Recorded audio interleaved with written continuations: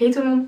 Je viens de sortir l'intégralité des pièces que j'ai cousues depuis le dernier bilan couture, donc de mémoire de novembre à donc aujourd'hui où nous sommes le 2 février. Et il y a énormément de choses, donc je vais clairement pas tout vous montrer maintenant. Je pense que j'en ferai peut-être une deuxième partie avec que le mois de janvier, même si honnêtement je ne sais plus quand est-ce que j'ai réellement cousu ces pièces là, donc je préfère éviter de vous faire un bilan de 1 heure et que ce soit hyper barbare à garder. D'ailleurs n'hésitez pas à me dire si vous préférez que je fasse des vidéos plus courtes ou si ça vous dérange pas de voir des bilans couture qui durent 30-40 minutes. Je serais intéressée par ça. Et je m'arrête là pour commencer tout de suite. Dans le précédent bilan couture, je vous avais laissé avec le pantalon Joli Lab, donc le pantalon Suzanne, que j'ai réalisé 2 fois. Une première fois où c'était un échec dans une gabardine beige parce qu'il était beaucoup trop petit, et dans une seconde fois dans un coton stretch. J'ai retenté l'expérience en le décalquant en taille 42. Voici la 3e version dans un tissu que j'ai en stock depuis, que j'avais en stock depuis pas mal de temps, qui est une gabardine mais qui est très rigide, sans élastane, sans rien. Et dans un vert, je pense que vous avez plutôt la bonne couleur.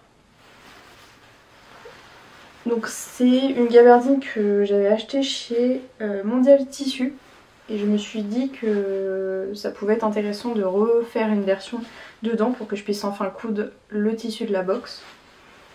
C'est pas une très grande réussite, je suis encore assez serrée, vous allez le voir sur les plans portés, notamment au niveau de l'entrejambe alors que j'ai fait la modification, ça j'ai oublié de vous le dire dans la précédente vidéo, mais j'avais demandé sur Instagram des conseils pour pouvoir reprendre la fourche. Parce que sur la première version, le beige, je voyais déjà que même en faisant une taille au-dessus, j'allais être beaucoup trop serrée au niveau de l'entrejambe. Donc j'ai apporté la modification en suivant, il y avait le site de Direndo qui était pas mal, une autre où c'était Couture Astuce, je ne sais plus. En tout cas je vous les mettrai en barre d'infos parce que c'est vraiment des sites qui regorgent de conseils pour revoir ses patrons. Mais dans ce cas présent, je pense que ça a un petit peu augmenté, mais c'était pas encore réussi, donc il va falloir que je vois ça. Au niveau de la version, j'ai cette fois ajouté les poches sur le devant. J'ai conservé la ligne de pli sur les deux devant et j'ai également mis les poches dans le dos. Donc je vais pas détailler encore le pantalon, mais c'est un pantalon à jambes larges avec une braguette, une possibilité du coup de mettre les poches sur le devant ou non, de faire le pli ou non, de mettre des poches dans le dos ou non, et vous avez 2 pinces en haut du pantalon suivies d'une ceinture avec également des pattes de boutonnage décoratives, donc elles servent vraiment que à faire joli, hein. Elles n'ont pas une fonction pour resserrer le pantalon ou quoi. Au niveau des boutons, c'était dans mon stock, c'est des boutons un peu argentés avec des lunes dessus. Je pense que c'était quand j'avais acheté chez AliExpress. J'avais fait pas mal de stock au niveau des boutons et finalement ça me sert bien. Donc je rentre dedans, mais honnêtement je suis pas à l'aise. Quand je m'assois je me sens serrée, d'autant plus que mes proches m'ont dit qu'on dirait un pantalon de ski. Et maintenant qu'on m'a fait cette réflexion là, je trouve effectivement qu'on dirait une combinaison pour aller faire du ski. Donc je suis pas sûre de le porter, j'essaierai quand même de voir en l'accessoirisant ou en mettant en haut un peu habillé, je sais pas. Mais bon, en tout cas si je suis trop serrée dedans, je suis pas sûre que même en trouvant le haut qui convienne avec, je le porte réellement. Donc celui-là il va falloir que je réessaye. Et que je trouve un autre tissu pour refaire encore une nouvelle toile parce que j'aimerais bien terminer cette box enfin.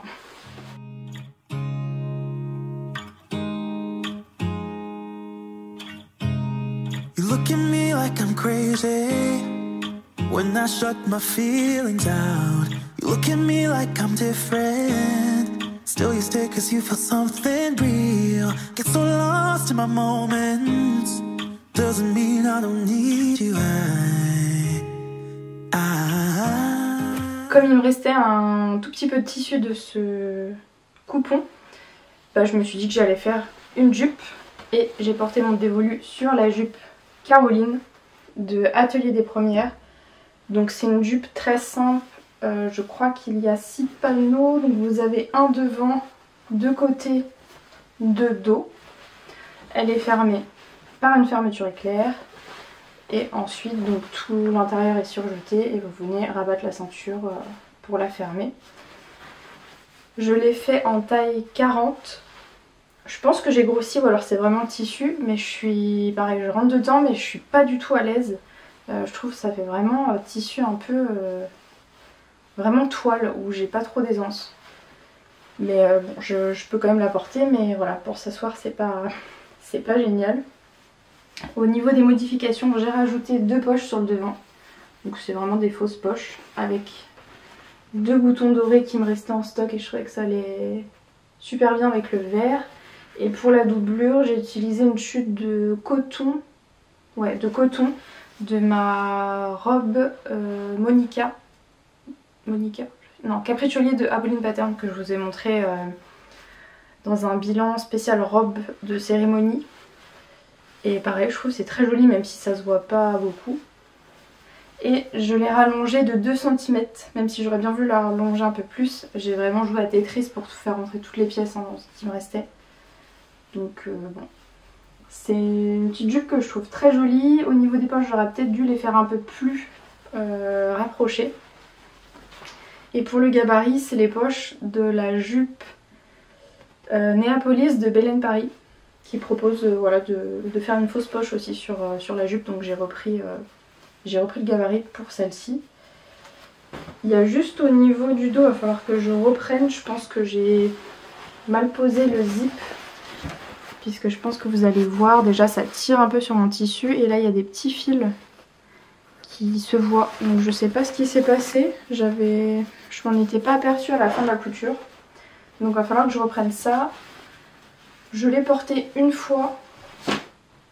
Et voilà, comme je vous le disais, c'est pas la jupe hyper confort, mais en tout cas je l'aime beaucoup et ça m'a permis de terminer mon coupon.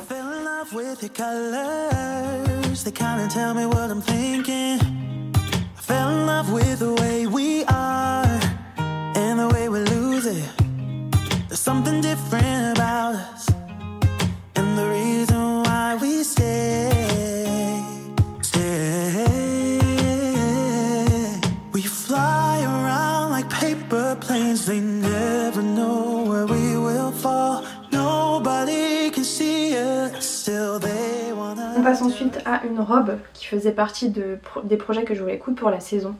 Donc il s'agit de la robe Angelina de Atelier Berni que j'ai réalisée dans une taille 40 dans un jersey de coton velours de Pretty Mercery que je vous avais présenté dans mon dernier haul, donc le haul de cet été. Je suis très très contente de cette robe. Seul petit bémol, c'est que, et j'ai l'impression que sur tous mes projets j'ai fait ça, le velours a un sens et quand j'ai découpé mes pièces, et bah je les ai découpées dans le mauvais sens puisque le velours est lisse en passant ma main comme ça et pas dans ce sens là. C'est un peu embêtant. Bon, je sais pas si au niveau de la longévité du tissu ça a un impact ou quoi. Mais maintenant je le sais et c'est vrai que c'est un petit peu embêtant. Au niveau des modifications, j'ai suivi exactement ce que j'avais fait dans les précédentes versions, c'est-à-dire descendre la ligne de poitrine pour qu'elle vienne se positionner juste en dessous et pas un tout petit peu au-dessus. J'ai commencé la fente du bas un peu plus bas, donc je l'ai rétrécie pour qu'elle monte moins haut. Et j'ai fait la version avec les manches bouffantes et le col simple.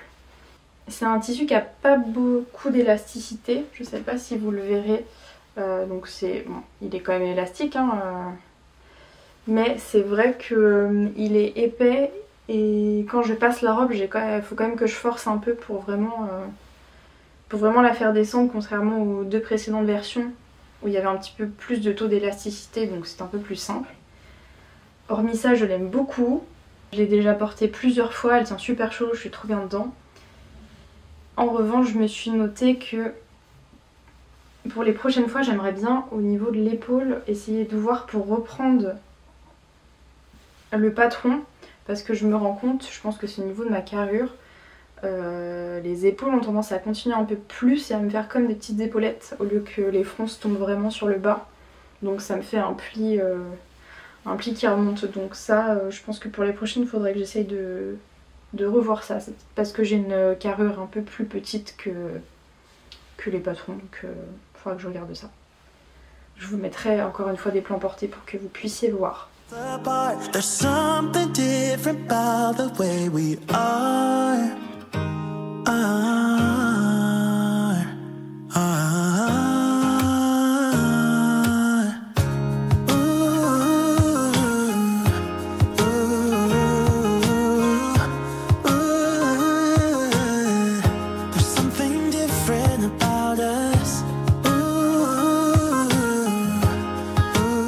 Pendant le mois de novembre, j'avais fait un tour sur Etsy et j'avais découvert la marque Pattern Co, qui est une marque espagnole si je me trompe pas. J'ai acheté 3 de ces modèles et j'en ai cousu un pour le moment, un modèle très simple qui est le t-shirt Michaela, qui est un t-shirt vraiment très oversize et plutôt long. Donc il n'y a rien de bien compliqué, hein. J'ai tout fait à la surjeteuse à part les ourlets que je suis venue terminer à la double aiguille et le haut où je suis venue poser une bande de propreté, je crois que ça s'appelle comme ça. Donc c'est avec du jersey noir, c'est la première fois que je faisais ça et je trouve que vraiment ça apporte quelque chose en plus au t-shirt. Ça fait moins, pas bâclé, mais ça fait plus fini. Donc je suis très contente de ça. J'ai ajouté une petite étiquette que j'ai eue dans le calendrier de Romarine Couture qui avait sorti ça pour décembre, donc pour un calendrier de l'Avent. Donc j'ai plein d'étiquettes, je suis très contente et j'ai pu en utiliser une. Et pour apporter un peu moins de simplicité au t-shirt, je suis venue rajouter un patch. Pareil, je pense que ça faisait partie de ce que j'avais acheté chez AliExpress. Donc je savais pas trop à l'époque quoi en faire et puis comme je me suis mis à la couture, je me suis dit que ça serait pas mal. En plus sur ce gris anthracite, je trouve que ça ressort plutôt bien. Pour le poser, j'ai suivi un tuto qui disait que il fallait faire chauffer son fer et ensuite il fallait poser le patch directement sur le t-shirt, puis mettre un morceau de tissu par-dessus et puis attendre 20 ou 30 secondes, je sais plus, en repassant plusieurs fois sur le patch et ça a très bien fonctionné. Donc je suis très contente. Sur sa version, ce que j'aimais bien, c'est qu'elle avait un tissu qui était très fin. Je pense que c'est un jersey de viscose, donc c'est un tombé vraiment hyper fluide qu'elle avait mis sur une jupe. Je pense que je vous mettrai une incrustation juste ici pour que vous voyez. Et je trouvais ça super joli. Je m'étais dit avec la jupe Caroline, avec ce tissu, ça peut très bien aller, sauf qu'il est quand même assez épais. Donc si déjà je suis serrée, il faut que je rentre tout ça dedans. Bon. Mais c'est un très bon patron, ça secoue super vite. Et comme ça secoue super vite, j'en ai fait une autre version. Pareil, dans un jersey, je crois que c'est un jersey de coton, qui est un petit peu vert pastel. Alors là vous le voyez très blanc, mais c'est un vert peut-être un peu vert d'eau. Vous le verrez sans doute mieux sur les plans portés. Mais je trouvais cette couleur très jolie. Ce que j'ai fait cette fois-ci, c'est que je l'ai un petit peu raccourci pour qu'il soit moins long. J'ai fini aussi les ourlets à la double aiguille. J'ai ajouté encore une fois une bande de propreté juste ici. Donc cette fois c'est un biais velours dans les teintes un peu lilas bleu ciel. J'ai rajouté aussi une petite étiquette qui se marie très bien. Et j'ai remis un patch. Donc, je sais pas si vous connaissez, c'est les noiraudes qu'il y a dans Le Voyage de Chihiro, réalisé par Ghibli. Et pour le coup, là ça s'est plutôt mal passé puisque le patch a jamais voulu coller. D'ailleurs vous le voyez sur la petite étoile qui n'est pas du tout collée en fait. Elle se décolle et ça a même taché le tissu derrière qui est marron. Donc ce que j'ai fait tout simplement, c'est que j'ai pris une aiguille jersey et j'ai essayé de piquer comme je pouvais pour maintenir le patch. Bon, c'est pas très beau. Et en plus de ça, au niveau de l'étoile, il faudrait que je prenne un fil rose pour venir coudre ça. Je sais pas dans le temps si ça va bien tenir, on verra. Sinon je mettrai un autre patch J'en ai acheté un pendant le CSF chez Malicieuse, je crois que c'est ça la boutique. Et d'ailleurs je vous avais questionné sur Instagram pour savoir quelle patte je mettais sur ce t-shirt là. C'est finalement celui-là qui a remporté les votes, mais j'avais proposé celui de l'autre créatrice, de la créatrice du CSF. Donc si vraiment je vois que ça tient pas, je le retirerai et je le poserai par dessus. Et à part le rétrécir, voilà, j'ai suivi exactement la même chose. Sur le patron, elle vous propose de poser un... Alors le patron, c'est une marque espagnole, donc vous avez soit les explications en espagnol, soit en anglais. Donc j'ai suivi les explications en anglais. Et elle appelle ça coton tape. Donc c'est un morceau de ruban en coton, donc, où les bords s'effilochent pas. Où elle vous dit de poser ça là. Et également, si vous voulez, à ce niveau-là pour couvrir l'ourlet des manches et du bas. Donc comme j'en avais pas en stock et que j'avais que du biais, moi j'ai utilisé la technique du biais.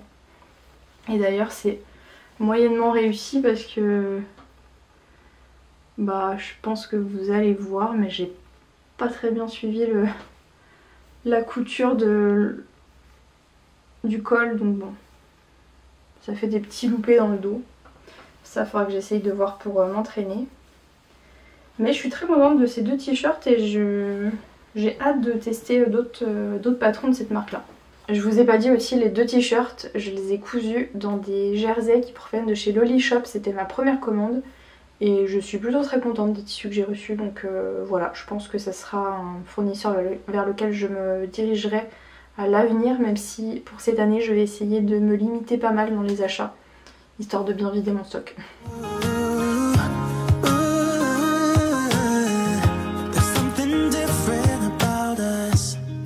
Pouring cup after cup after cup. Yeah, it's just the way we do it. Anything just to block out the real life, real life. Yeah, we're loving the way they think we're so messed up.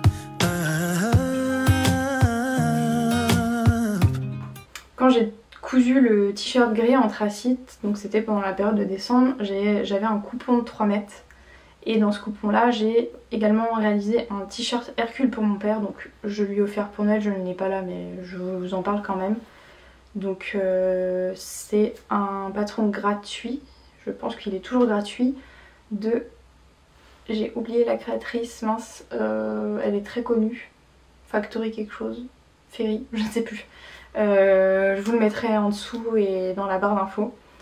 C'est vraiment un super patron pour homme. Donc encore une fois je lui ai réalisé sans modification en taille L. Et j'ai quand même fait une modification, j'ai rajouté une poche sur le devant en reprenant une chute du bas de pyjama que je lui avais fait.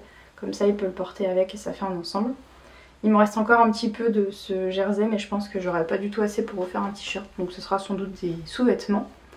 Et je vous parle de tout ça parce que dans les projet que j'ai cousu fin d'année, j'ai fait d'autres cadeaux, notamment une veste Fran pour ma mère que je n'ai pas là puisque je lui ai laissé, mais il manque les boutons à coudre et refermer la doublure, donc je vous la montrerai dans un prochain bilan couture.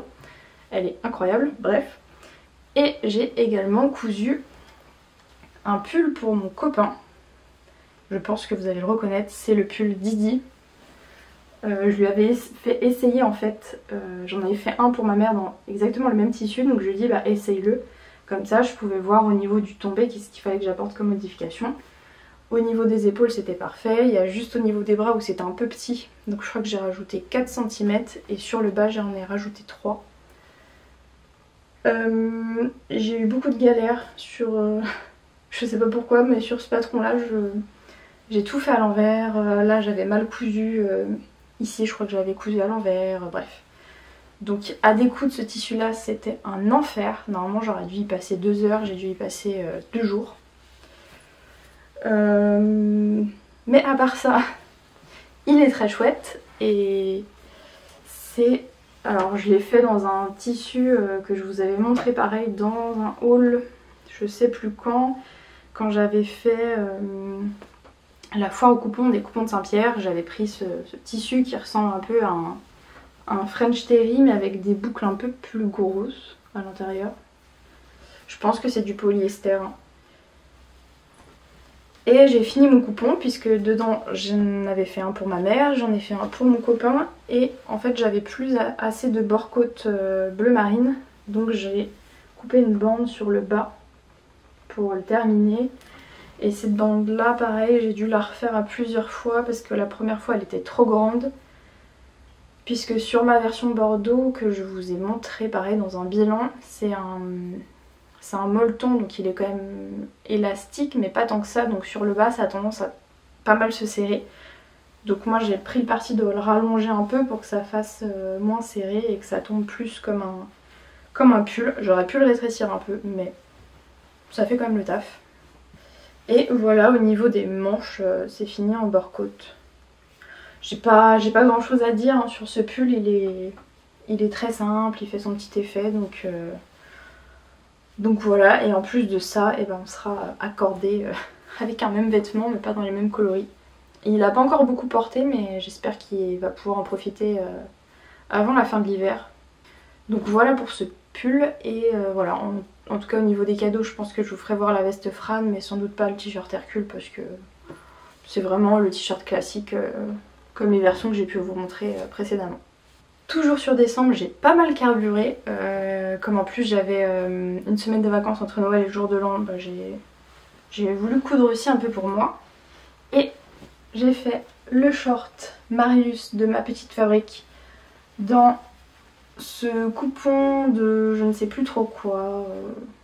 Je crois que je l'avais acheté chez Benitex et j'ai dû vous le montrer d'ailleurs dans les projets que je voulais coudre pendant un moment. C'est chose faite. Peut-être que vous allez remarquer que les raccords ne sont pas fous. J'avais 1 mètre de ce tissu là. Et alors autant il y a des endroits où vous voyez le dos. Bon, j'aurais pu faire mieux mais je suis pas très douée donc j'essaie de m'améliorer. On va dire qu'il y a déjà une cohérence sur les lignes. Sur les côtés aussi de mémoire.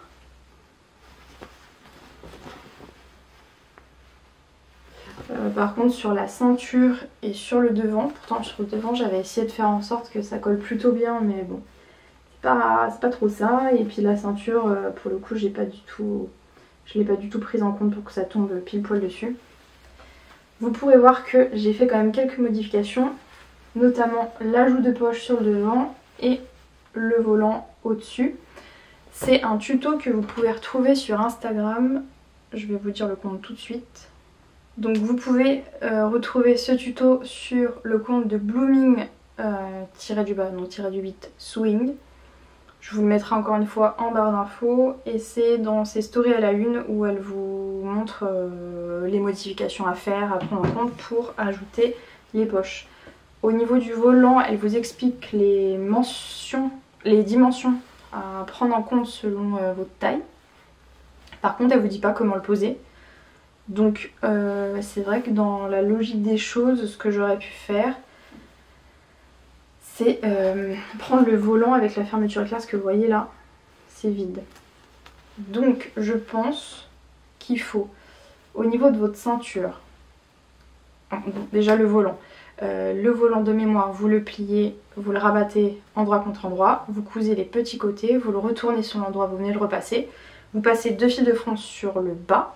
Et ensuite vous prenez vos 2 ceintures, vous venez mettre en sandwich votre volant, vous venez coudre sur le haut pour qu'une fois que vous le retournez vous avez cet effet là. Et pour la fermeture éclair, je pense qu'il faut que vous ne fermiez pas l'extrémité du volant. Alors faut que je réfléchisse parce que je vous dis ça en même temps mais c'est peut-être pas logique. Il faudrait que je me repose. Mais je pense que oui, en fait le volant, il faut peut-être pas le fermer comme ça. Voilà, il faut que je réfléchisse à ça là, je vous dis, mais en fait j'ai pas encore la logique. Bon. En tout cas, au niveau des modifs, moi ça tombe parfaitement. Les poches, c'est trop chouette d'avoir pu ajouter des poches sur ce short. Et vous le verrez, j'ai encore utilisé la technique de la fermeture apparente. Cette fois, c'était pas voulu parce que j'avais un zip de la même couleur. C'est parce que le short est trop petit. Enfin, je rentre dedans, mais je suis vraiment serrée.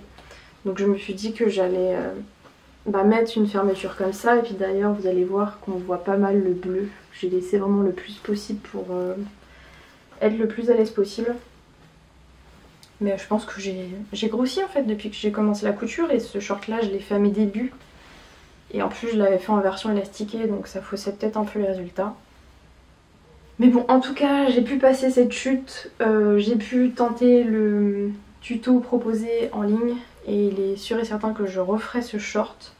Peut-être dans une gabardine et sans les volants au-dessus, avec juste les poches. À voir, mais en tout cas j'en suis très contente. Even if what we're doing is bad, there's so many emotions. Sharing stories that we never had, yeah, none is real. I think we're searching for reasons not to be like them.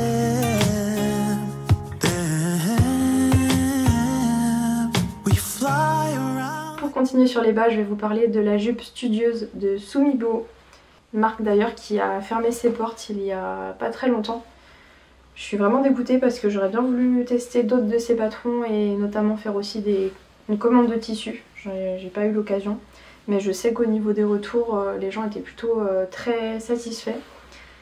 Et sur le patron que je vais vous montrer, vraiment, je suis ravie du résultat. Donc voici ma version. C'est une jupe assez simple qui vient se fermer par des boutons sur le côté. Et vous avez la possibilité de rajouter un volant sur le côté gauche, chose que j'ai fait. Peut-être que vous allez reconnaître aussi le tissu, c'est celui que je vous avais présenté dans les projets d'hiver où je ne savais pas trop quoi en faire. Et bien je l'ai fait dans ce patron. Donc c'est un jean un peu élastane de Dress & Soften dans les teintes un peu bleu-vert. Je lui ai trouvé aussi des boutons qui étaient dans mon stock qui je trouve vont très bien ensemble. Ça a des teintes un peu vert, grise. Globalement c'est une jupe qui est très facile à faire, très bien expliquée. De mémoire c'est des photos, moi je suis un peu plus fan des dessins au niveau des explications. Mais en tout cas j'ai rencontré aucune difficulté sur les explications, tout était très clair. Les pièces sont tombées parfaitement. Pour la taille je suis partie sur une taille 40. Peut-être que si mon tissu avait pas d'élasticité j'aurais... Oh, quoique en fait je suis quand même bien, je suis pas du tout serrée. Donc non, je pense qu'une taille 40 même dans un tissu élastique, non élastique, ça peut le faire. Sur l'intérieur que je peux vous montrer, vous venez ajouter des parmentures pour cacher le bord de la robe, donc de chaque côté. Et cette parmenture vient se prendre au niveau de la ceinture en haut et au niveau de l'ourlet en bas. J'ai tout surjeté, peut-être que pour la prochaine fois j'essaierai de faire des coutures anglaises, comme la taille est validée. Qu'est-ce que je peux vous dire d'autre? Non, c'est vraiment un très chouette patron que je vais probablement refaire d'ici peu. Il y a juste, alors ça concerne pas le patron mais le tissu. Je pense que vous allez le voir, j'ai deux plis sur le bas, donc ici et en haut. Je sais pas trop comment les retirer, j'ai l'impression que ça a vraiment marqué au niveau du tissu. Pourtant j'ai repassé plusieurs fois et ça reste. J'entends souvent sur internet que pour éviter que le tissu ne marbre, je pense que c'est le cas que j'ai eu ici, où ça fait des lignes un peu disgracieuses et ça vient se mettre vraiment dans le tissu. Il faut laver son tissu en mode délicat, réduire vraiment les tours d'essorage. C'est ce que j'ai fait, je l'ai mis à 20 degrés parce que ma machine n'a pas le mode délicat ni 30 degrés, ce qui est parfait pour laver mes tissus, hein. Donc je l'ai mis à 20 degrés, j'ai réduit au plus bas, donc j'ai mis à 400 je crois. Donc quand mon tissu est sorti il était vraiment trempé, c'est comme si je le sortais de l'eau. Et pour autant ça a quand même marqué en dessous. Donc si jamais vous avez des astuces pour récupérer ça, je suis preneuse parce que ça m'embête un peu de la porter ainsi. Et c'est un peu dommage parce qu'elle est franchement belle. Alors, elle est quand même assez habillée, hein, et puis c'est pas hyper facile à porter dans ce tissu brillant. Mais j'ai pas mal d'anniversaires qui vont arriver, donc je trouverai bien un moment pour pouvoir la porter. On a vraiment une journée exceptionnelle avec du soleil aujourd'hui, il faut le noter. Planes, they never know where we will fall. Nobody can see it. Still they wanna tear us apart. There's something different about the way we are. Et pour le tout dernier projet, c'était un projet que je n'avais pas du tout prévu. Mais Atelier Vernis a fait donc Morgane d'Atelier Vernis a fait un appel à testeuse pour son dernier patron, qui est une robe portefeuille, et elle l'a appelée la robe Angaku. En description, elle a dit que c'était une robe portefeuille caractérisée par des manches longues et un croisé. Je crois qu'on avait ça comme détail. Je me suis portée volontaire et j'ai été choisie, donc je suis vraiment trop contente et je remercie Morgane de m'avoir sélectionnée parce que c'était mon premier test patron et c'est hyper enrichissant. Ça m'a mis quand même pas mal la pression parce que finalement on avait... Enfin j'avais l'impression qu'on avait beaucoup de temps et en même temps ça passe tellement vite entre le moment où on lit les explications, on se procure le tissu, on fait la toile, on fait les retours, etc.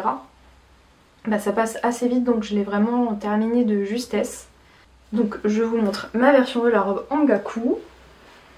Non portée, ça va peut-être ressembler pas à grand chose. J'avais pas du tout prévu de la faire dans ce tissu là, de base je voulais la faire dans mon coupon à sequins que j'avais acheté au CSF il y a 2 ans. Et je me suis dit peut-être que ça allait être un peu ambitieux, j'avais vraiment peur de me prendre trop la tête, sachant que sur celle-ci je me suis prise énormément la tête. J'ai fait une première version dans un coton classique que j'avais en stock. Tout se passait bien, tout tombait nickel, il y avait juste au niveau du décolleté où j'avais un peu un surplus de matière ici. La parmenture se collait, enfin se plaquait pas correctement. Donc Morgane m'a expliqué comment la modification que je pouvais faire pour éviter d'avoir ça sur la version finale, qui est celle-ci. Donc je suis partie sur un tissu métallisé qui provient de chez Mondial Tissu, qui n'est pas une partie de plaisir à coudre, qui est, comme vous pouvez le voir, très fluide, très glissant, mais qui est très joli. Je suis venue entièrement doubler la robe, à part les manches, où là j'ai fait la technique du fourreau, je pense qu'on peut dire ça, où il n'y a aucune couture apparente, donc ça c'est super propre. J'ai suivi d'ailleurs le tuto de Morgane sur la robe, je crois que c'est la robe Georges, où elle vous explique comment avoir ce résultat lorsque vous doublez votre robe. Au niveau de la version, donc je suis partie sur le dos en croisé, puisque vous pouvez aussi faire un dos fermé. Et j'ai mis 2 boutons sur le devant sans ajouter de lien. Vous pouvez aussi ajouter un lien sur le côté. Moi je ne l'ai pas pris. Et j'ai essayé de jouer aussi avec le fait que vous avez un poignet de manche d'une autre couleur. Et pareil au niveau sur les parmentures, je suis partie sur une viscose noire classique. Je trouvais que ça lui rendait un petit côté assez original et festif. Donc c'est la robe que j'ai portée pour le 31. Là où ça ne va pas du tout, en gros Morgane vous explique comment faire des brides ici à la main. Il faut que je relise les explications, il faut que je m'entraîne parce que vraiment la couture à la main c'est pas du tout mon truc, je suis pas très douée là-dedans. Et donc j'en ai cousu une première fois, elles ont craqué. J'en ai recousu une seconde fois, j'ai des nœuds partout. Donc ça il va falloir que je le refasse. Et aussi au niveau de l'intérieur, vous venez poser des boutons de pression pour au cas où votre robe ne s'ouvre pas. Et il faut que je les découpe, je les recoue ailleurs pour qu'ils tombent un peu plus loin, pour qu'elles soient vraiment mieux maintenues. Qu'est-ce que je peux vous dire d'autre? Au niveau du modèle, vous avez des pinces sur la jupe du bas. Vous avez aussi des pinces sur le devant à ce niveau-là. C'est un modèle qui est pas spécialement compliqué. Moi je me suis compliqué la vie avec le tissu qui n'est pas hyper simple à coudre. Mais à part ça, c'était très bien expliqué. Et c'était vraiment riche de faire un test parce qu'il y avait des remarques hyper pertinentes de la part des autres testeuses. Voilà, de base, les poignées de manche, on vous disait pas de les thermocoller et finalement, sur les tissus fluides, c'est un peu mieux pour que ça ait un peu plus de structure. Enfin, il y avait vraiment plein de choses hyper intéressantes. Là où je suis pas très contente de moi, c'est au niveau de l'ourlet. Je pense que vous allez le voir, c'est pas très très beau. Ça gondole, c'est... Voilà. Et au niveau aussi, alors je pense que ça a été corrigé dans le livret, mais il y avait une partie sur la doublure qui manquait. Et donc moi en fait, je pense que normalement, lorsque vous faites l'ourlet, vous venez emprisonner par-dessus la doublure pour que vous voyez pas l'intérieur. Moi vous voyez, j'ai fait un surjet, enfin j'ai fait un rentré sur ma doublure et un double rentré sur mon tissu principal. Donc je pense qu'il faut que le tissu principal, je le replie pour qu'il vienne emprisonner la couture intérieure, comme ça. Sinon à part ça, très contente, je la referai dans un autre tissu et peut-être pas doublé pour moins me prendre la tête et que ce soit une version que je pourrais porter peut-être un peu plus facilement. Mais en tout cas je l'aime beaucoup.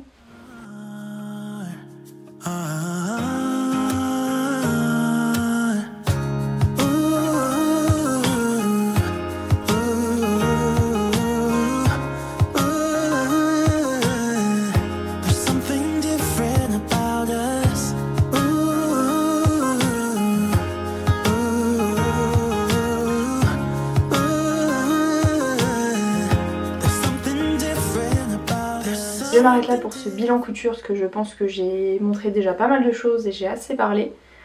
Il y a des projets que je vois juste là que j'ai hâte de vous montrer dans un prochain bilan couture, notamment la robe Hera que j'ai cousue dans les deux tissus que je vous ai présenté dans ma vidéo projet couture hiver je crois, non automne, je ne sais plus, une des deux. Le pantalon, bref, je vois d'autres projets mais j'ai assez parlé.